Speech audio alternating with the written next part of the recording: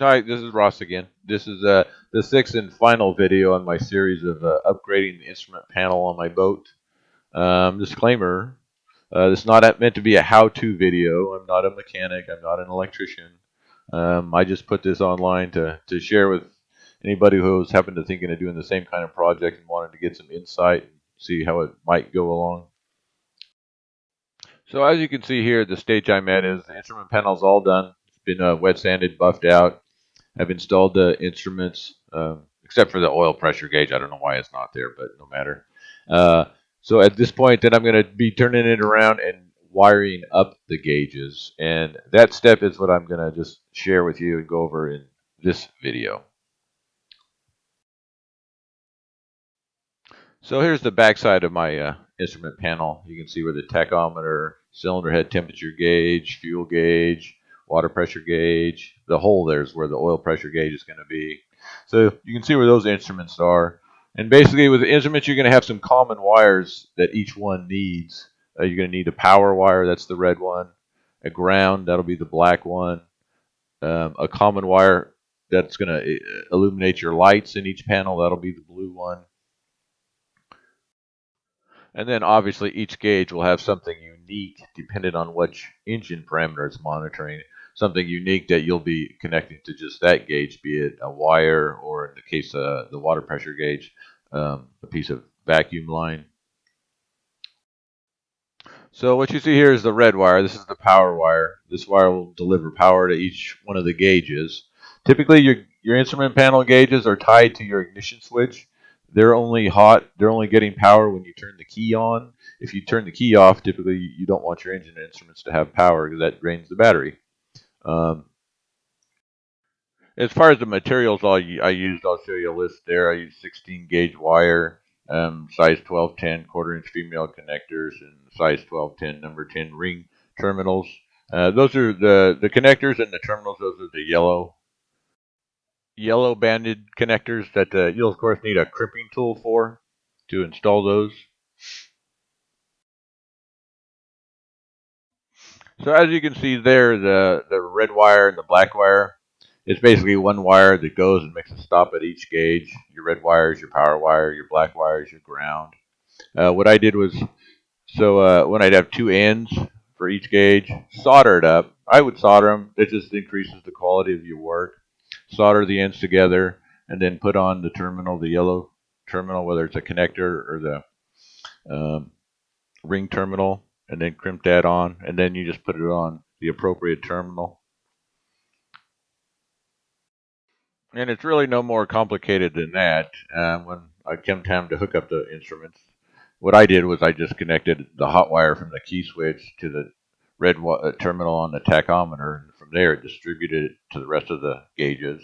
And then same with the ground. I have a bus bar underneath the console, so I just connected the ground to the ground on the tach, which distributed it to the rest of the gauges as well. So the lights for each gauge you want to wire separately. That's the blue wire there. And the blue wire is basically a power wire that provides power for the lights. Because obviously the lights, you're only going to want on at when it's dark, not when it's light.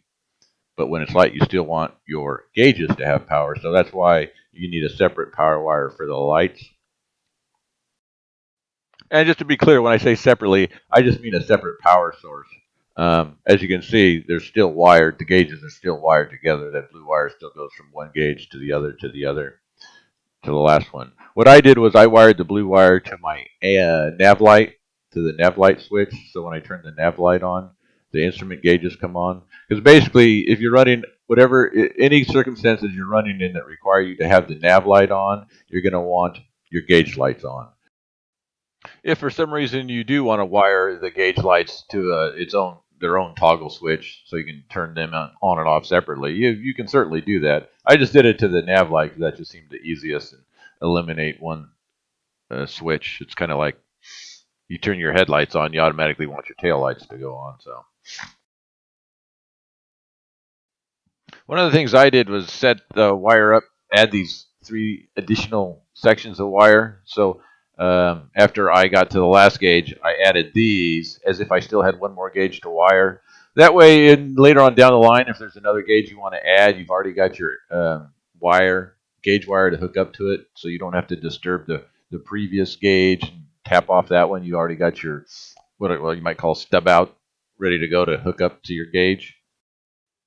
And obviously, you want to take care and be sure and cap the wire ends off real secure, because those will be hot when you have the gauges on or the lights on.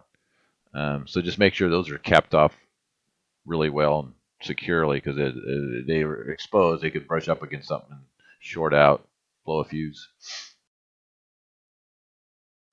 So that's it. There's a shot of my instrument panel back inside the boat. As you can see, I'm a big fan of labeling. I highly recommend when you're doing this stuff, label stuff as you go along. It makes it so much easier when you're going back and do something else, and you don't have to re-educate yourself on what this wire and that wire is for.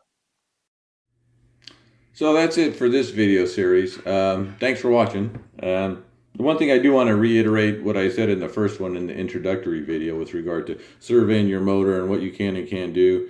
Definitely don't do anything. If you don't know what you're doing, don't do anything messing around with your outboard. It's not like the small block Chevy in your 64 truck. They really don't like being tampered with. And to do something like this, you don't need to do any changes to your engine instruments anyways. That's why I say it's best to consult a maintenance facility, ask them what you can and can't do. Maybe there isn't anything you can do and you just want to upgrade your panel. That's fine. You can do the carbon fiber work and let the maintenance facility swap out the panels. So, yeah, I think that's it. So, anyways, thanks. And remember, if you want to bring these up, you can should be able to just go to YouTube and type in Slipperlilly. I'm using that as a keyword to bring up the video. So, thanks.